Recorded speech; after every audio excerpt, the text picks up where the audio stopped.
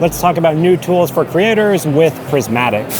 Real quick, you're watching VP Land. Special thanks to our sponsors for helping make our NAB coverage possible, Blackmagic and Atomos. And now, back to the video. All right, I'm here with Abe from Prismatic. Abe, nice to meet you. Nice to meet you. Give me an overview of what is Prismatic. Yeah, so the Prismatic company, we're an early stage startup. We're just kicked off in January. We're building a platform and a family of applications called LightWeave. So we've got the platform that we're building, and then in parallel, we're building out 3 applications. LightWeave Charts is an animated chart maker, so you can make charts on your phone. Kind of if you've ever seen CNN, and they've got these really glitzy charts, but can you actually throw that together on your phone? So that's one of the projects. Second one is LightWeave Interactive, which is an interactive video maker. So the idea is you could actually have branching video. If you're a storyteller and you want the viewer to be able to decide what happens next in the story, so that's LightWeave Interactive. And then the third app that we're also working on is called LightWeave Scribe, which is the one we're most excited about. So with LightWeave Scribe, the idea is that you're going to create a video by writing. When we make a video, a lot of times as creators, we make a rough draft script, right? And so we do this planning stage. It's a very natural thing for us to do as creators. Normally what you do is you have this sort of very clear dividing line. I'm planning. Now I know what I'm making. I'm going to make the video. Our concept is, hey, what if writing down your ideas for the video is making the video? What if you can start writing and you instantly get some kind of video being produced for you right then? What you'll see in a second is on the left-hand side of the app is just a text editor, and you enter in text just like you're writing a draft script or an outline.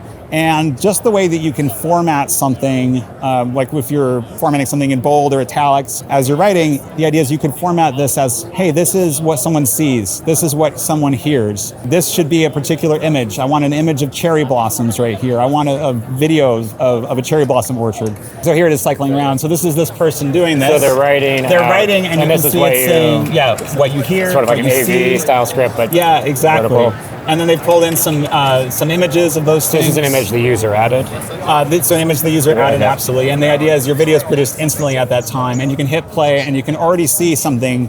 By default, it's going to get an automatic generated voiceover, which may or may not be what you want. Some people love that, and it's great, and we're going for very high-quality voices, so it might be good enough. But the idea is you immediately get something. Maybe that's not what you want. You would like to enhance it. So we want to give you a bunch of ways to do that. Here you can see the person clicks and they could record their own, or they could order one. Order out to a professional voice actor and have that actually. Should you have like a network of voice actors, or? So this is where we're looking to integrate our platform with a service to do that. And so this is the more ambitious vision that we're building out over the next year to integrate with other services, other platforms, build out this full ecosystem to where whatever the creator needs, it's a few clicks away, and they can call and get that. We've been seeing a demo on a phone. Is this just on a phone? Is it web-based? Can you use it on different devices? Our overall approach is we're going to be developing all of our ecosystem for multiple platforms and devices. We're prioritizing releases depending on the need and the use. So LightWeave Scribe that we were just talking about, we're developing that for desktop first because you're going to be doing a lot of typing. It's very natural to want to do that on your keyboard. For our animated chart maker, you're a mobile journalist out there in the field, that's the whole point of that. So of course we're developing that for mobile first. That's going to be our first release shortly after NAB to get that out so a mobile journalist can pop open their phone and use that. So of course we're prioritizing the platform and the delivery that makes sense. But yeah, we want these to be accessible on a wide range of on devices and platforms and operating systems, of course, both Mac and Android and Windows. And so with Scribe, what's the vision of the output? Because you were talking about, is it more of like a previs tool, like that they're going to film something else? Is it the output that it gives you? Someone would upload that online? What's the vision? It could be a variety of outputs, right?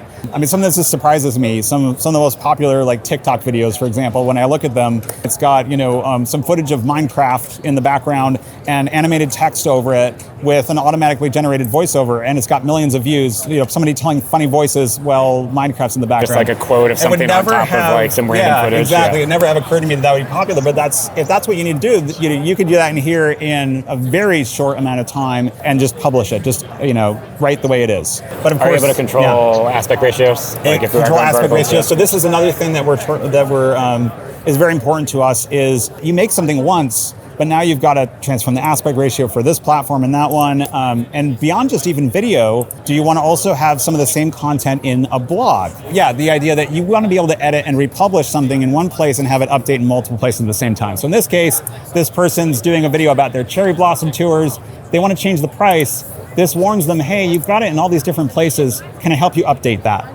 And track those and update them across these different platforms. So you sort of have this origin of where you generate your content that tracks out wherever else you purpose it. Yeah, and that's the more ambitious vision of the full platform we're building. That requires a lot of connectivity, because right now, when you produce a video and you publish it, we couldn't track where all those things were, and on our website and all these places, much less could we actually go in and update them all efficiently. So the idea that you not only know where they all are, but even that you have a platform that's saying, I could actually just go and replace all those assets for you, so you can focus on your creative workflow rather than getting caught in sort of tedious copy and paste and manual editing and manual re-recording and uploading and all of that. That's obviously a very ambitious vision to be able to do all of those things. So that's what we're going to be building out in the platform as we go. And yeah, tell me more about the vision of this platform. So like, what's sort of the big idea or use case of who it's for and what's it going to enable? Sometimes it's a little challenging question to answer, just in the sense that a lot of folks expect us to answer in a very narrow use case. Like, this is for YouTube creators, or this is for enterprise clients. And we believe that these tools are going to be valuable from not only our experience as creators in a variety of ways, but also all the people we've talked to. It looks like these tools are going to be valuable across a really wide range. Even just myself, I make videos for YouTube as an individual creator, as a teacher. I publish them. I want to use this for that. But it was mostly inspired by me making these very large courses for an ed tech company that was doing it for enterprise clients. So, working with a big tech company to do training courses, massive things where you've got video and text and all these different, and images and all these different assets, and the need to track them and track the intent and the meaning of each one, and then update them quickly. That's obviously a very broad range, from individual creator at home who doesn't have those resources to big tech company that needs to do training courses and serve huge scale. And also we've talked about making existing videos or scripts. So can you also upload existing videos or sort of use this into the platform to use as a launching point, or to incorporate, you have existing videos that you also want to add generated images or text absolutely. So that's the whole idea of, we again want to give the creator as many different tools as or options as possible. So if they have a bunch of stuff they've made, to give them an integration into their own library and a way of very quickly and easily searching and grabbing assets from that and tracking those assets where they used. Again, Gen AI, if there is something where you want to use that to generate an image or something like that. Even in that case, one of our core philosophies is that you are still the creative director. You're still the decision maker. You're still saying, here's the intent of what I want to make. And all of those things are supposed to support you in that. So with Scribe, for example, if you said, I need an image for this, that as you're writing, you wouldn't just jump in and replace something and go, here you go. It would say, here's 3 different options. Which of these do you like? Oh, you like this one best. You want to edit it? Okay, edit it, and then get 3 more options based on that one. So you are still the creative decision maker saying, this is my intent, this is what I'm making. The Gen AI is there to support you, or the stock media, or getting help from another professional is there to help you. So just giving the creators as many tools as they can, so they can stay in their natural creative flow, but be supportive in getting something really professional and sophisticated out of it if that's what they're looking to do. Right. Do you have any info on release, pricing, schedule? Yeah, absolutely. Okay, so let's talk about release. I think I talked about charts, the animated, the one for making animated charts. We're prioritizing that again because there's a lot of demand from mobile journalists. We also believe that'll be useful to other people, but we want to get it out. And for just to touch on that one real quick, is that put in data in a spreadsheet and it'll make it a nice chart? Yeah, so that's on your phone. You enter in your data. So election data is the first use case that we're targeting to get this out there. But you enter in whatever your data is, and then you have a bunch of different types of charts you can choose from. You could then customize those. There's a lot of styling options in there, so you can very quickly pop your data in, get it to look in the not only professional, but also if you have specific styling for your channel or something as a mobile journalist, or your organization that you're working for, that you can quickly get that applied. And maybe you need to update this multiple times or put out a bunch of different charts and you want them to all have the same sort of styling and animation types and those kinds of things. But yeah, basically you enter that in, or you could import it from a spreadsheet or whatever format you had the data in. Okay. And release for the other 2 apps? So yeah, with the charts, that one is going to be released first. We're targeting shortly after NAB, probably in May. For the other two, for Scribe and for Interactive, likely sometime this fall.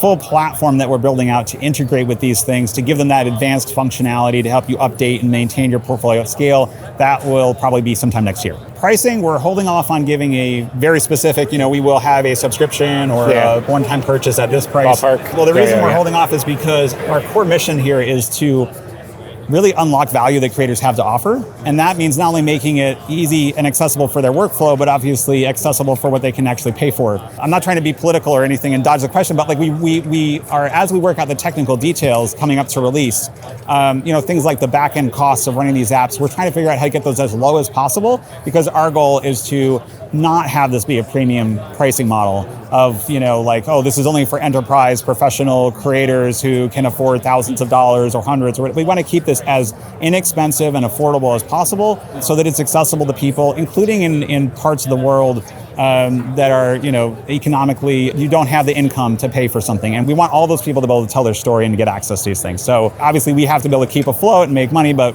what we want to see, how can we keep that margin as tight as possible to make this accessible to as many people as we can. Cool, excited to see when it comes out. Thanks a lot, Abe. Thank you, awesome. Appreciate it.